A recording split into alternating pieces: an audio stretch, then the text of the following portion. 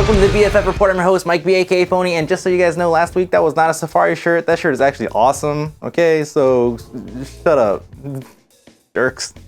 This week we're going to be talking about City of Heroes Going Rogue, the new expansion coming out that you've probably seen things all over the place. Zam's got this cool artwork contest going on where you could draw your own hero and all that stuff and win an Alienware M11X laptop, right? Which is like probably $7,000 to $1,000 laptop. It's a pretty good deal or something for drawing. Somebody like submitted a picture of Samus Aran and tried to pass it off with the City of Heroes logo. That was pretty hilarious. You guys should probably go check it out at zam.com. So anyways, I'm done plugging things I really wasn't even told to plug. And let's talk about the game. First thing you'll notice is a choice to go Praetorian, which sounds way more awesome than neutral, to be honest. The second thing you'll probably notice is that the screen isn't exactly fitting, is it? Well, for whatever reason, and maybe this is just a peeve of mine, but I hate it when I can't adjust the resolution settings prior to getting into the game. Now, I could show you the footage full frame like this, but you really need to experience this the way that I did as a new player. There we go. All right, character creation. The expansion adds demon summoning, dual pistols, electric control, and kinetic melee. And I decided to go with dual pistols because that's the one I pretty much think I could figure out right off the bat, right? Now we get to run a few sliders here to determine the build of our hero. You get all the important features to customize, and I have a specific hero in mind, so I kind of already know the direction I want to go. Hitting random here a bunch of times, you see that the character creation possibilities range from the weird to the completely absurd. Nothing necessarily heroic or anything, but these are meant to provide you with a starting point, so you can shape your protagonist from Ultra Lavender Man, the kilt-wearing lizard superhero. After many hours of planning and conceptualizing, I finally finished my completely original character. I present you with Commander Planet. Look at how awesome he is with the dual pistols. What's up? So now that he's done and I got the cool shoulder things and the dual pistols and the yellow accents and the cool hair and the chin hawk, he's perfect. But there's one problem. The screen is stretched, so he doesn't look like this. He looks like this. My awesome Commander Planet has noodle arms. GG. I get into Praetoria or Nova Praetorium or whatever, and this whole thing's foreign to me. And the best part is that the whole thing's gonna be foreign for all of you too, because this is all new content, so I don't feel so bad. The only thing is I have to get used to the controls and how to do all this stuff. Luckily, like any good MMO, the first quest guy is right here in front of me. So I get my first mission, which is to decide whether I want to go to boot camp or not. Now, I did go through boot camp just to kind of get the feel for the game. I'm not gonna bore you with all that stuff. Let's get on to the good content. Okay, first of all, the city is massive and divided into 3 separate parts. It provides 100% new content for levels 1 through 20. And on top of that, there is an underground set of questing zones that is equally as huge and takes full advantage of the Y-axis with stairs, ramps, tunnels, and all kinds of good stuff. Now bear in mind that majority of your missions, which as I've noticed so far, pretty much all of them are all instance-based. There are a couple that are above ground that you have to go to this item here and hit a button, go over this item here and hit a button, etc, etc. But for the most part, almost all of your missions are going to be taking place in an instance scenario. You walk into a building, you go into a sewer pipe, or something to that effect. You are by yourself, unless you bring friends. Now, it's not so much the instance thing that I have a problem with, it's that every other level feels identical to the last one I was just in. So it's like they have these building blocks for instances or levels that, you know, here's my office set of building blocks. I'm just gonna put these all together and da-da-da, and bam, there's my level. It's not like I could bitch, every damn tunnel in World of Warcraft looks the same, so if they can do it, why not? To be honest, combat felt really sluggish at first, to the point where the game was almost boring. Now, I know that each MMO starts you off with the absolute basics like an auto attack and maybe an instant, but this felt different. So it turns out that there's this sweet system of upgrading your powers with enhancements. So let's get into this for a minute. Most of your primary powers can have slots added to them to accept enhancements, and you seem to gain slots with every level or so, and you can place any power up to a max of 6 into these different slots. These powers can boost your accuracy, damage, range, reduce damage taken, cooldown time, or energy consumed, and there's a bunch of other things, but that's kind of like the basic ones.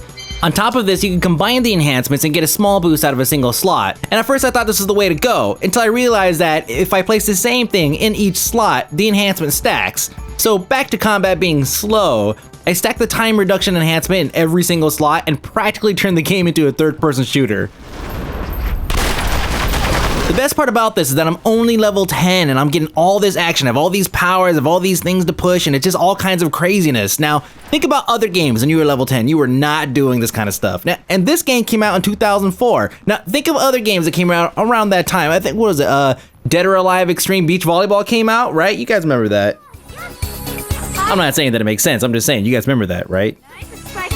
A big selling point of going rogue is the choose your own adventure aspect. Essentially, you start off with a neutral state, and at the final part of a story arc or tip mission, you're given a morality check. You can choose to be a dick or a hero. Being a dick will put you on the loyalist side, which can lead to being a full-blown villain, and being on the resistance does the exact opposite.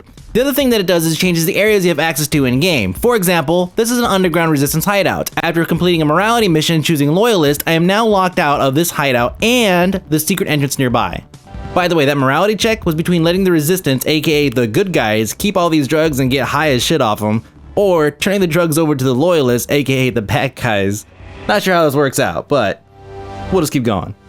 One thing I noticed is there aren't any kill X number of Y quests. However, they aren't afraid to tell you to your face that you might have to fight through a butt ton of zombies to reach some idiot who has information you need deep inside some tunnels.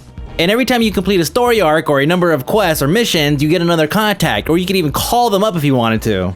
Here I am speeding off to my next mission, which is 700 and something yards away, and I have this ability that will teleport me there, but it just takes so long to cast.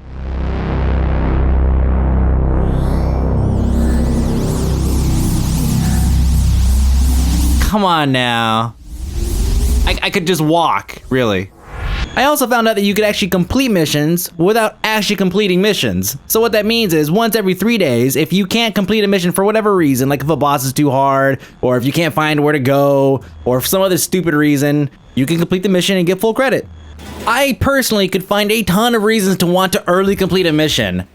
I spent 30 minutes looking for a desktop computer. Turns out in Pretoria, reel-to-reels and refrigerator cases fit on someone's desktop. There's also the off chance that you meet another hero, and instead of helping you, he just sits there in Jersey Shore fist pumps while you get your ass handed to you.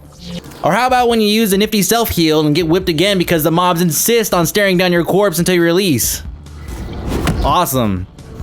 I won't even get into having to babysit nearsighted NPCs. Jesus Christ, what a pain. Now, we've all played MMORPGs where you get a mob to low health and they run away. You've never quite seen it like this. Where is he going? What the? Like he went to get a soda or something. Mind you, this is 200% speed you're watching. And look, oh, now he's walking, right? Like maybe if he just kind of chills out and relaxes, I'll just forget about him, right? One thing I can't bitch about though is travel. Not only can your hero achieve super speed and do cool things like teleport and fly, but they can also take the subway, which connects to 3 major city subdivisions. Probably more for these guys than anything. But hey, it's a nice touch. So now that our time here in Pretoria has come to an end, it's time to say goodbye to our hero, Commander Planet, in standard MMO fashion. No, I can't stand the pain. Okay, we're gonna try this one more time here. All right. How could this happen to me? I made my mistakes. Got no What? Oh, come on. Okay, wait, we're gonna try this one more time. Hold on a second. Right about here. This should be good. Right about here. How could this happen to me? Oh, dude. No way. Okay, maybe if we try from up here. This should be good. How could this happen to me? I made my You know what? Forget it. Forget it. We're done. All right, guys, so as far as the release date is concerned, that's going to be pretty much either now or within a couple days of now. So whenever you're watching this, it's either out or within a couple days it's going to be out. And you guys could probably go to cityofheroes.com or just Google City of Heroes and find out all about it there. Now, what else is coming up? I'm going to take a week off because I've just been accepted to a game that I can't tell you which game it is because there's an NDA, but I'll give you guys maybe a couple clues of the game, and I'll see you guys in a couple weeks.